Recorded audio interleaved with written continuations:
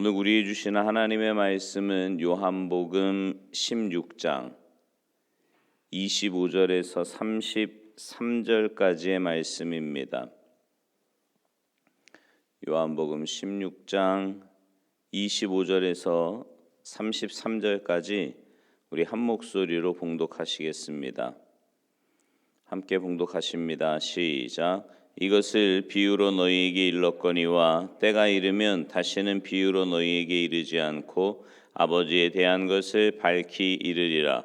그날에 너희가 내 이름으로 구할 것이요 내가 너희를 위하여 아버지께 구하겠다 하는 말이 아니니 이는 너희가 나를 사랑하고 또 내가 하나님께로부터 온 줄 믿었으므로 하나님께서 친히 너희를 사랑하심이라.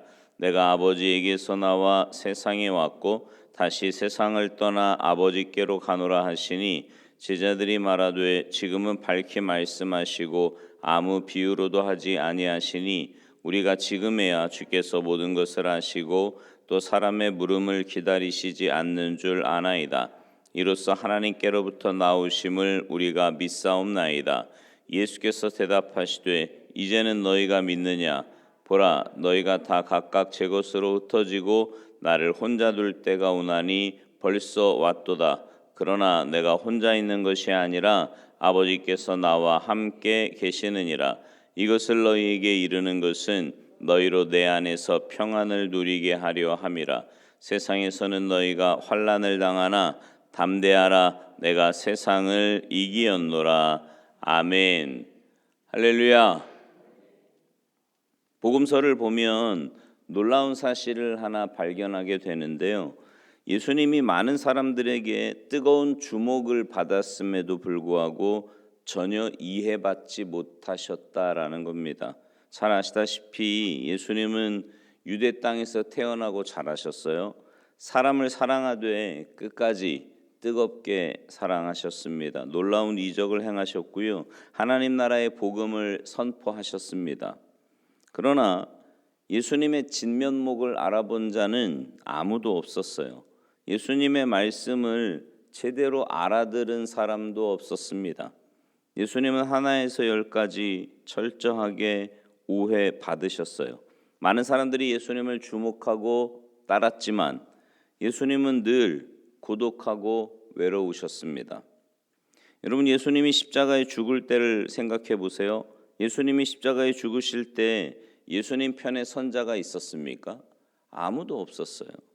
모두가 침묵했고 모두가 등을 돌렸습니다. 심지어 수제자인 베드로마저도 예수님을 모른다고 3번씩이나 부인을 했지요. 예수님은 이런 사실을 충분히 예견하셨습니다. 그래서 제자들에게 오늘 본문 32절에서 이렇게 말씀하십니다. 너희가 다 각각 제 곳으로 흩어지고 나를 혼자 둘 때가 오나니 벌써 왔도다. 참 가슴이 서늘해지는 말씀 아닙니까? 온 세상을 위해 오신 분이 온 세상으로부터 오해받고 철저하게 외면당하셨습니다. 왜 그랬을까요?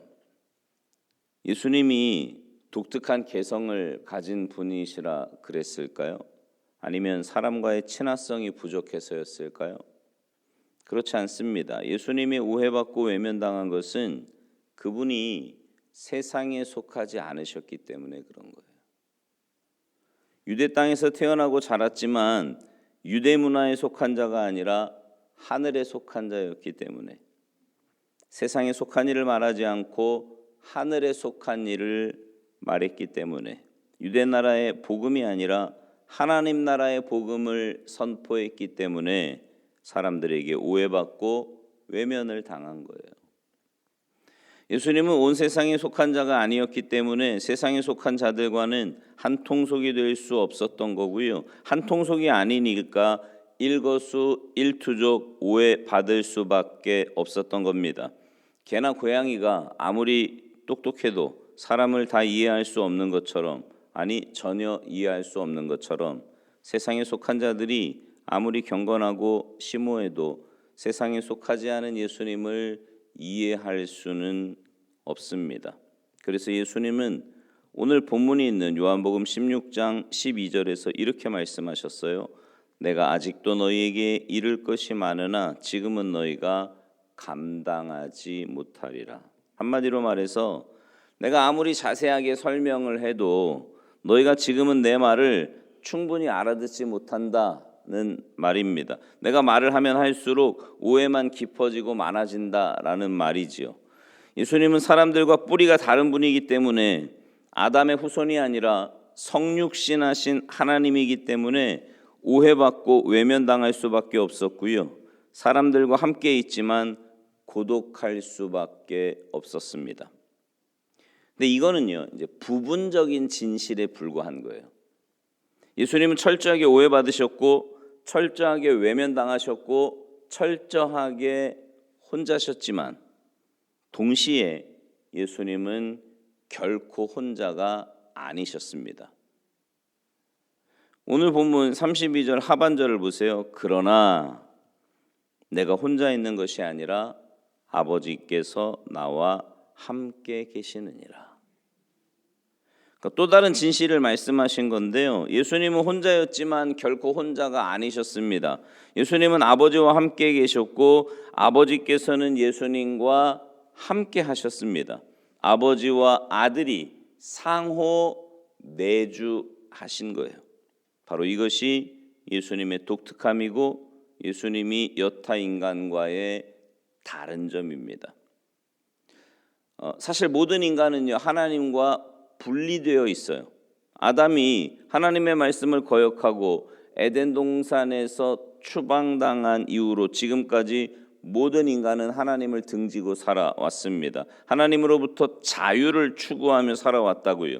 하나님 말씀 없이 자기가 삶의 주인이 되어서 선악을 규정하고 사는 게 자율의 삶이에요. 그러니까 내가 기준인 거죠. 내가 기준이 돼서 내게 잘하면 선, 내게 잘못하면 악, 나에게 이익이 되면 선, 나에게 손해가 되면 악, 내 감정을 잘 인정해주고 이해해주면 선, 내 감정을 건드리면 악. 내가 기준인 내가. 이게 자율의 삶이잖아요. 근데 모든 인간은요, 줄기차게 이 자율의 삶을 추구하며 살아왔거든요. 근데 이건 죄입니다. 이건 죄예요. 하나님 없는 자율의 삶, 자기가 왕노릇하는 삶, 홀로 주님인 삶을 사는 것, 즉 인간이 스스로 선악을 알려고 하는 욕망, 인간이 스스로 그 선악을 결정하려고 하는 욕망, 이것이 궁극적인 의미의 죄입니다. 그런 면에서 모든 인간은 죄인이에요. 악을 행했느냐 행하지 않았느냐, 우린 자꾸만 그렇게 생각하거든요. 내가 이렇게 살았으니까 죄인. 난 그래도 이렇게 와가지고 주일날 예배드리러 와가지고요, 나름대로 평가를 하지 않습니까? 이번 한 주는 내가 그래도 주님의 자녀처럼 살았지. 그래, 이 정도면 착하게 산 거야. 의인으로 사는 거야. 또 어떤 주는 와가지고요, 막 땅이 꺼져라 한숨을 쉬면서 막 내가 이번 주는 죄인으로 살았지 정말. 하나님 생각도 잘 안 하고 나쁜 짓 많이 하고. 행위를 가지고 자꾸만 판단을 하거든요. 아니요. 그거와 상관없이요, 우리는 본질적으로 죄인입니다. 아무리 악을 행하지 않았다고 하더라도 죄와 어둠이 가득한 세상에 태어나는 그 순간부터 죄인이에요. 그 속에 하나님이 없으니까, 하나님과 인격적인 관계를 맺지 않은 채 살아가니까 이미 죄인이라고요. 그러니까 뭐 세상에서는요, 아무리 여러분 제가 그런 비유 들었던 거 기억나세요? 여기 난파선이 있습니다. 이거 배인데 구멍이 이만큼 났어요. 이거 이제 가라앉을 거거든요. 가라앉을 배인데 이 배에 액자가, 여기 십자가 보이세요? 액자라고 칩시다. 이 액자가 똑바로 걸려 있는 거나 삐뚤하게 걸려 있는 거나 논할 가치가 있어요, 없어요? 왜 없어요? 뭐 이거 난파선인데 뭐 가라앉을 건데 이게 똑바로 걸려 있건 삐뚤어 걸려 있건 뭔 상관이요? 이게 아무 상관없어요. 마찬가지예요. 태어나서 죽음을 향해 가고 있는 난파선에 탄 인생인데 그게 뭐 좀 남들보다 좀 착하게 살든 남들보다 좀 악하게 뭐 논할 가치가 있습니까? 세상에서는 논할 가치가 있는 거지. 하나님의 관점에서 보면 그냥 죄인으로 태어나서 죄인으로 살다가 가는 거예요. 그런 인생이 우리의 인생이었다고요. 죄인 땐 우리의 인생. 그런 죄인이 그래서요, 이 땅을 살면서 가장 중요하게 생각해야 될 게 있어요. 그건 바로 하나님과 동거하느냐 별거하느냐에 달려 있는 겁니다. 이게 예수님의 말씀이에요.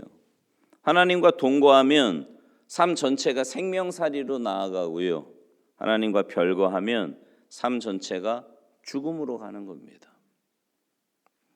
여러분, 세상을 보세요. 삶의 원리도 보면 거의 대부분이 그렇지 않나요? 동거하면 살고요, 별거하면 죽어요. 동물도 그렇지 않습니까? 동거하면 살지만 별거하면 죽어요. 지구도 태양과 동거하면 살지만 별거하면 죽습니다. 끝나요. 생명의 창조자이신 하나님과의 관계는 더더군다나 그렇습니다. 하나님과 동거하면 살지만 하나님과 별거하면 죽는 거예요. 이거 잊어버리면 안 돼요. 여러분, 삶이라는 게 그렇습니다. 삶이란 사랑과 만남으로 피어나는 거잖아요. 사랑과 만남이 함께 어우러질 때 거기서 삶이라는 게 피어난다고요. 행복과 기쁨이 샘솟고 안식과 감사가 우러납니다. 여러분 어떠세요? 혼자 있을 때가 좋으세요? 같이 있을 때가 좋으세요? 네, 여러분 연세쯤 되면 이제 혼자 있는 게 편하십니까? 같이 있는 게 좋잖아요. 물론 때로 혼자 있는 시간도 필요하지요. 그러나 함께 있을 때 더 웃을 일도 있고, 함께 있을 때 감사한 일도 많이 생기고, 또 의지도 되고, 또 도와주기도 하고, 사는 맛이 생기잖아요. 만일 사랑도 없고 만남도 없다면 여러분 그게 사는 게 사는 거겠습니까? 정말 그냥 견디는 거죠. 죽음을 사는 거예요. 지옥의 삶이 따로 없는 겁니다. 삶이라고 하는 게요, 매우 까다롭고 예민해서 아무렇게나 피어나지 않습니다. 삶은요, 사랑과 만남이 함께 어우러질 때 아름답게 피어나요. 특별히 하나님의 사랑과 어우러질 때, 하나님과 깊이 상호 내주할 때 생명이 절정에 이르고요, 삶이 절정에 이르는 겁니다. 그러므로 여러분의 인생이 아무리 복잡다단하고 먹고 사는 일이 간단치 않지만 그럼에도 불구하고 하나님과 동거하는 일에 삶의 최우선순위를 두고 집중하시기 바랍니다. 분명히 그런 삶을 살면 한 걸음 한 걸음 생명의 살이로 나아가게 될 겁니다. 사랑의 꽃을 피워내고요, 생명살이로 힘차게 살아내고, 아버지의 것을 정말 아버지의 것을 부족함 없이 향유하는 그런 쪽으로 살아가게 되는 겁니다. 예수님과 같은 정말 아름다운 인간, 누가 봐도 정말 멋진 삶을 살고 있구나, 아름다운 삶을 살고 있구나, 그렇게 인정받는 삶, 종말론적인 인간으로 회복되어 가는 거지요. 바라기는 여러분 모두가 하나님과의 관계에 우선순위를 두고 집중하며 사시기 바랍니다. 그래서 이 땅에서부터 그 생명의 삶, 주님과 동행하는 복된 삶을 살아가시기를 주님의 이름으로 축원합니다. 기도하시겠습니다. 하나님 감사합니다. 저희들을 주님의 자녀 삼아 주셨을 뿐만 아니라 주님과 동행하는 복을 알게 하시고 매일매일의 삶 가운데 믿음으로 살아가게 하시니 진심으로 감사를 드립니다. 때로 여전히 내 죄성이 살아 내가 주인 되어 내가 기준 되고 내 판단으로 살아가려고 할 때가 너무나 많이 있는데, 하나님 그럴 때마다 주님의 십자가 앞에 엎드려 나는 날마다 죽고 주님이 내 인생의 주인이 되어 주시고, 그래서 그 주님과의 그 행복한 동행을 매일매일의 삶 속에서 살게 하셔서 이 땅에 살지만 천국의 맛을 보며 주님 안에서 누리는 그 참된 은혜와 복을 맛보고 누리며 체험하며 살아가는 우리 모두의 삶이 되도록 주님 도와주시옵소서. 감사드리며 예수님의 이름으로 축복하며 기도하옵나이다. 아멘.